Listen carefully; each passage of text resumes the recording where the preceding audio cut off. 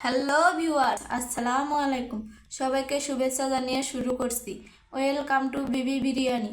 আজকে আমি আপনাদের সাথে আরও একটি নতুন রেসিপি শেয়ার করব, যেটা খেতে অনেক মজা। চলুন তাহলে শুরু করা যাক।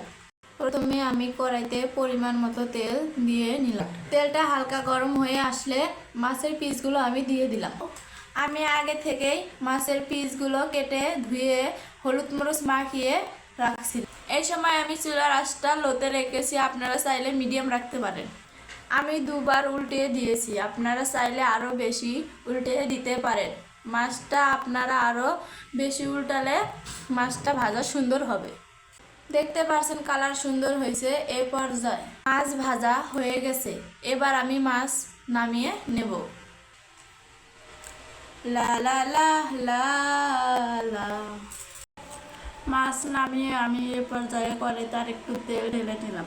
তেল হালকা গরম হয়ে আসলে এ পর্যায়ে আমি কচি করা পেঁয়াজ দিয়ে দিচ্ছি। পেঁয়াজ ভাজা হয়ে গেছে, এ পর্যায়ে আমি দিয়ে দিচ্ছি 1 চা চামচ লবণ, 1 চা চামচ হলুদের গুঁড়া, 1 চা চামচের থেকে একটু বেশি মরিচের গুঁড়া। আপনারা চাইলে কমিয়ে বাড়িয়ে দিতে পারেন। আমার মশলা দেওয়া শেষ হয়ে গেছে, এবার একটু নেড়ে চেড়ে দেব।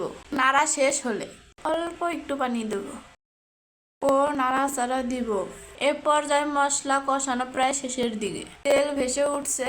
এখন আমি কচুর ছড়া দিয়ে দিচ্ছি। সময় বাঁচানোর জন্য আমি আগে কচুর ছড়াগুলো কেটে ধুয়ে রাখছি।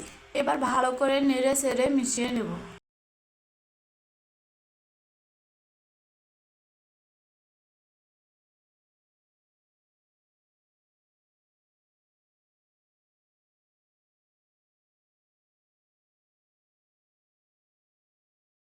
মিক্সার করা হয়ে গেছে, এবার অল্প একটু পানি দিয়ে নেড়ে চেড়ে ঢেকে দেব।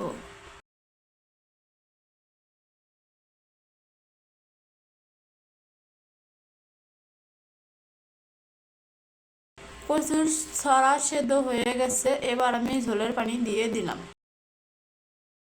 পানি বলক উঠলে মাছ ছেড়ে দেব। পানি বলক উঠছে, এখন আমি ভাজা মাছগুলো দিয়ে দিচ্ছি।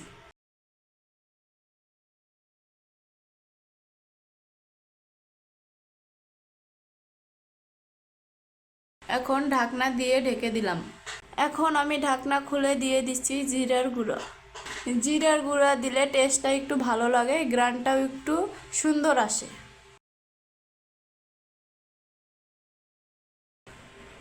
আশা করি আপনারাও এভাবে রান্না করতে পারবেন। ফাইনালি রান্না হয়ে গেছে। আপনারা ট্রাই করে দেখবেন রেসিপিটা কেমন হয়েছে। প্লিজ লাইক, কমেন্ট, শেয়ার করে যাবেন।